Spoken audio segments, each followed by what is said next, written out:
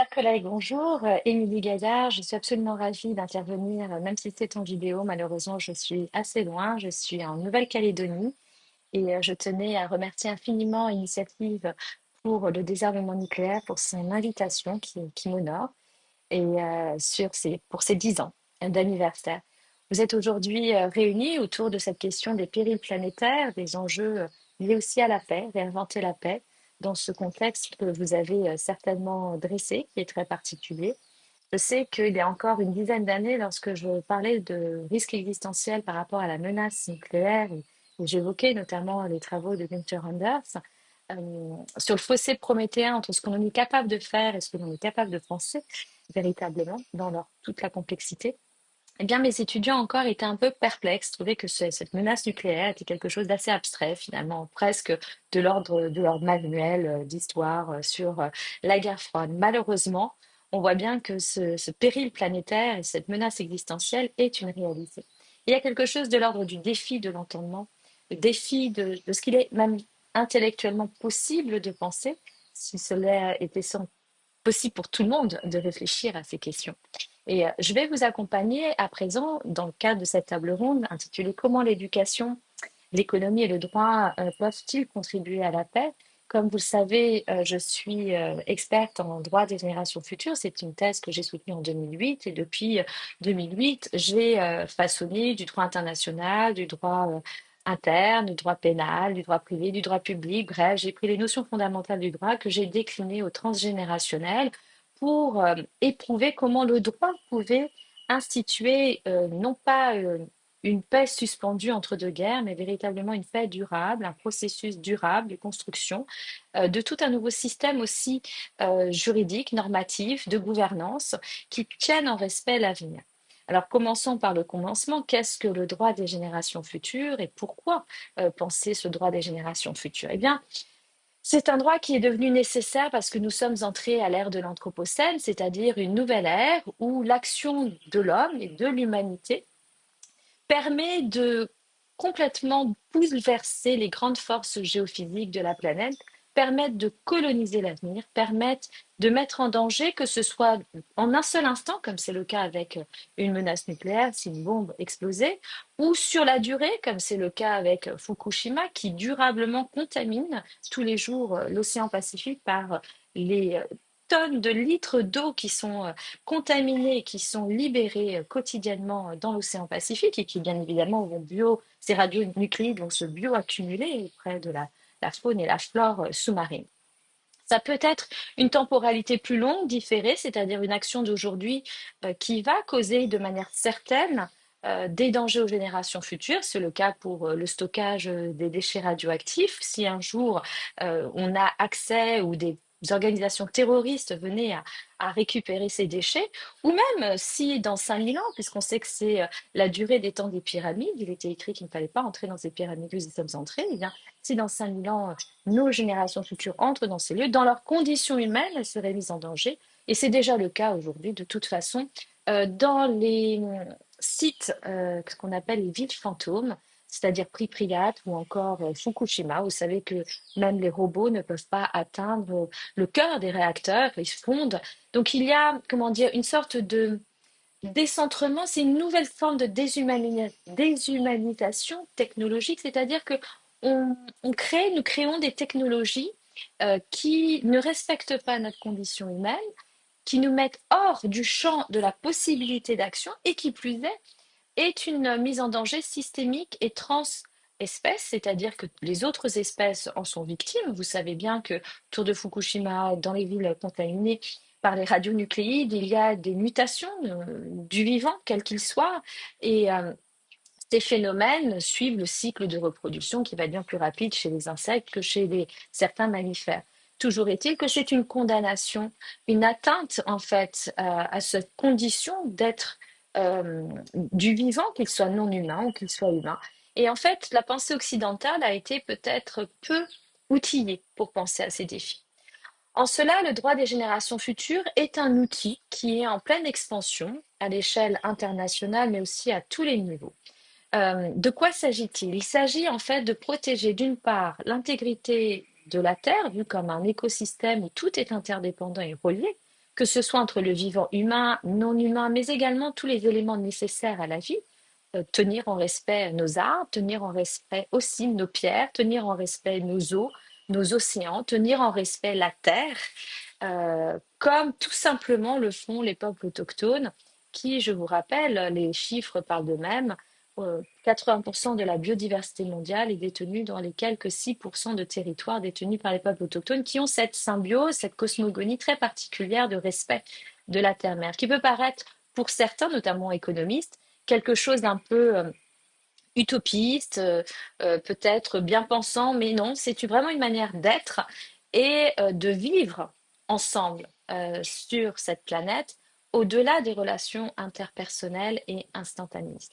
Donc le premier pôle du droit des générations futures, c'est cette protection de l'intégrité de la planète perçue comme un écosystème vivant où tout est interdépendant, exactement en reflet, en écho avec la pensée autochtone. C'est en quelque sorte une nouvelle voie pour que la pensée occidentale s'adapte aussi, se décolonise et permette de prendre conscience qu'il est de son devoir de protéger l'avenir, car nous colonisons l'avenir.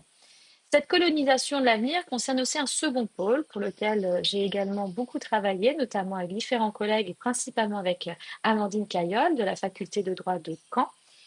C'est sur le transhumanisme, c'est-à-dire préserver l'intégrité de l'espèce humaine, car certaines multinationales, certains milliardaires souhaitent créer une nouvelle espèce qui soit transhumaine, qui soit post-humaine et qui bénéficierait en fait de la convergence NBIC, nano, bio, info, cogno, les nouvelles sciences qui convergent et ainsi lutter sur des choses aussi diverses et variées que le vieillissement, la mort, euh, avec un recours complètement décomplexé à l'eugénisme pour créer une nouvelle espèce.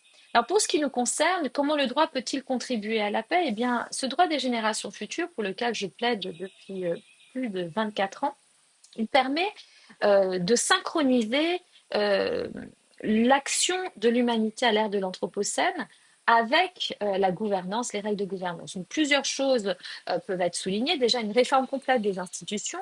Donc, on peut dire que nous sommes entrés aussi dans l'ère de la démocratie transgénérationnelle, où nous avons besoin d'un nouveau pouvoir, un nouveau contre-pouvoir, notamment formé par la société civile, hein, ce que l'on voit de manière formidable euh, à l'œuvre sur ce qui concerne la justice climatique, mais certainement aussi bientôt sur la justice relative à la biodiversité.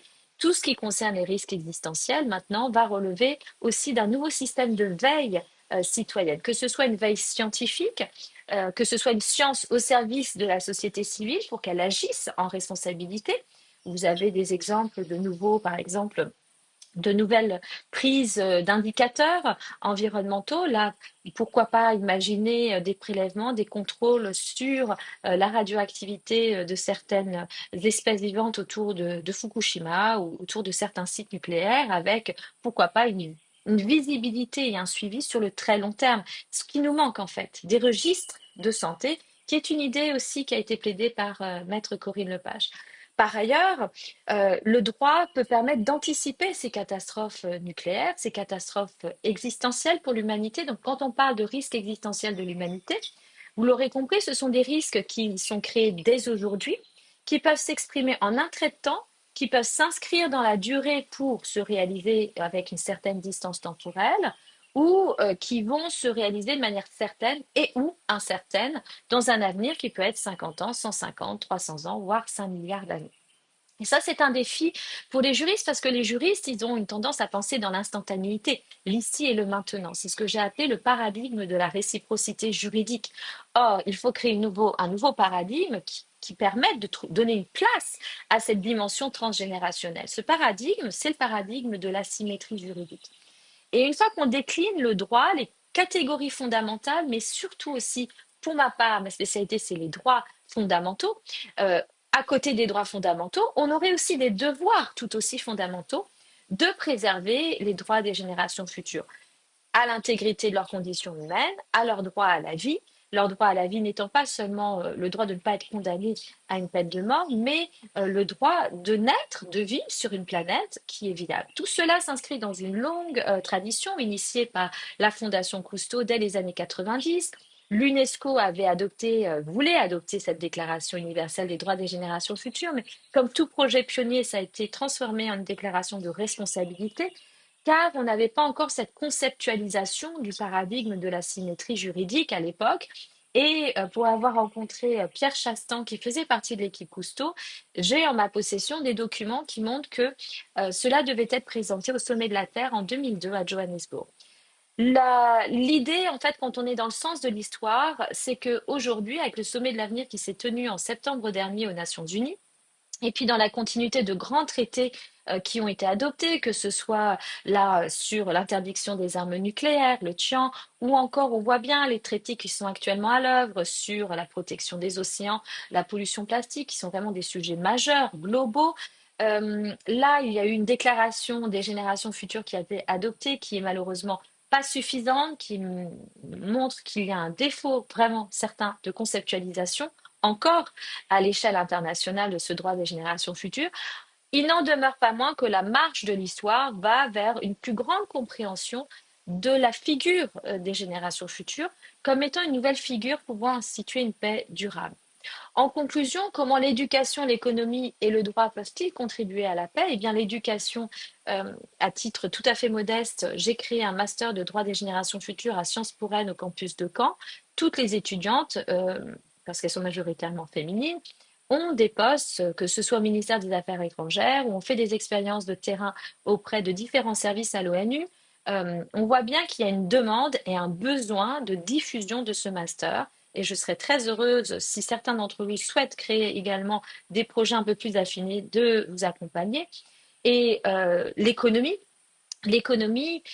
on aurait besoin de créer une grande école économique. De la même façon qu'on a eu l'école de San Francisco, qui a été la grande école des libéraux, il faudrait une économie qui base l'économie sur le respect de la nature et qui crée de nouveaux, enfin, des concepts d'internalisation en fait de toutes les externalités négatives sur l'environnement.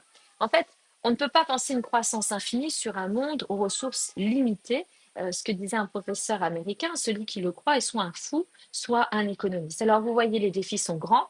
J'aurais beaucoup à dire. Je ne sais pas si j'aurai la possibilité de me connecter en plein milieu de la nuit, mais ce sera avec plaisir. Et si je ne me connecte pas, moi, je vous souhaite du fond du cœur un excellent colloque et je me tiens bien évidemment à votre disposition pour tout échange sur le droit des générations futures. Un immense merci de m'avoir invité à prendre part à cette conférence et je vous souhaite une excellente journée.